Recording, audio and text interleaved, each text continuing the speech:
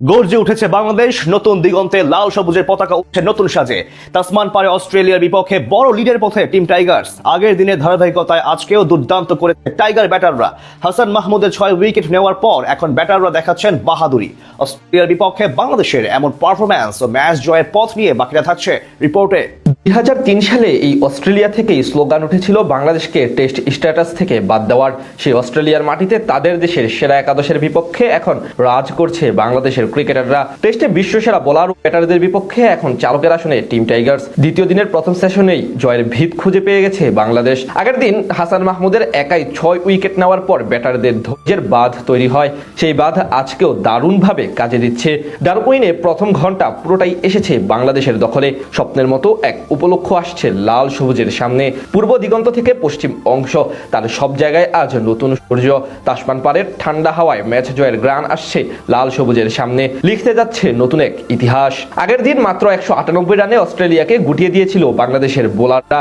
এরপর ব্যাট করতে নেমে দারুণ শুরু করেন টাইগার দলের দুই বামহাতি ওপেনার তানজিদ হাসান তামিম এবং সাদমান ইসলাম। দুজনই দেখে শুনে খেলতে থাকেন প্যাট কামিন্স, মিচেল স্টার্কদের বিপক্ষে। যদিও উদ্বোধনী জুটি বেশি বড় করতে পারেননি তারা।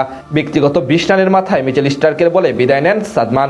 এরপর নতুন করে জুটি করেন অভিজ্ঞ মুমিনুল হক এবং তানজিদ হাসান তামিম। দুজন মিলে বাকি পুরোটা সময় শাসন করতে থাকেন স্বাগতিক বোলারদের। কোনো প্রকার সুযোগ না দিয়ে খেলতে থাকেন ঠান্ডা মেজাজে। লিড কমিয়ে আনেন 100 রানের আশেপাশে। সেখান থেকে আজ দিন শুরুটাও ছিল দুর্দান্ত। আগের দিনের তৈরি করা ভিত শুক্রবার সকালে আরো বেশি মজবুত করতে থাকেন এই দুজন। এর মাঝে ইনিংসের 37তম ওভারে ক্যারিয়ারের প্রথম টেস্ট অর্ধশতক তুলে নেন তানজিদ তামিম। ততক্ষণে বাংলাদেশের স্কোরটাও চলে যায় অস্ট্রেলিয়ার হাতের নাগান থেকে বাইরে। এরপর ধীরে ধীরে আরো বেশি এগিয়ে যেতে থাকে টিম টাইগার্স। যদিও ব্যক্তিগত অর্ধশতক থেকে মাত্র 1 রান দূরে থাকতে আউট হয়ে যান অভিজ্ঞ মুমিনুল হক। উইকেটের পেছনে ক্যাচ দেন তিনি। এরপর শান্তর সঙ্গে নতুন করে জুটি করেন তানজিদ তামিম। এর ব্যবধান কমে আসে প্রায় কাছাকাছি। এর আগে গতকাল বাংলাদেশের বিপক্ষে টস জিতে আগে ব্যাট করতে নামে স্বাগতিক অস্ট্রেলিয়া। প্রথম দিকে দুই ওপেনার ভালো করলেও হাসান মাহমুদের বোলিং তাণ্ডবে ধীরে ধীরে কোণঠাসা হয়ে পড়ে তারা। ব্যক্তিগত 23 রানে প্রথম ব্যাটার হিসেবে উইকেটের পেছনে ক্যাচ দিয়ে বিদায় নেন জ্যাক ওয়েদারল্ড। খানিক পরে হাসানের বলে বোল্ড হন বামহাতি ট্রাভিস হেড। বেশিক্ষণ টিকতে পারেননি মার্নাস লাবুশেন। তার কাছ থেকে আসে কেবল 1 রান। বাংলাদেশের বোলাররা দারুণভাবে চেপে ধরেছিল অজি ব্যাটারদের। মাঝে ঢাল হয়ে দাঁড়ান স্টিভেন স্মিথ। দারুণভাবে ব্যাট চালাতে থাকেন তিনি, যদিও একবার জীবন পান ক্যাচ মিসে।